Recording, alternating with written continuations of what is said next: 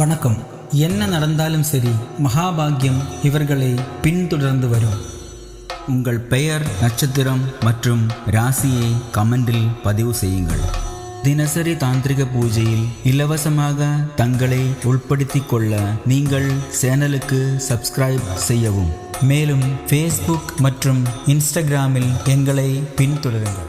கேரளா ஜோதிடத்தின் மூலம் உங்களது எதிர்கால வாழ்க்கையை சீரமைக்க சோழி பிரசனம், தாம்பூல பிரசனம், அஷ்டமங்கல பிரசனம், தேவ பிரசனம் மற்றும் தாந்திரிக பரிகார பூஜைகளுக்கு கீழ்கண்ட எண்ணை தொடர்பு கொள்ளவும்.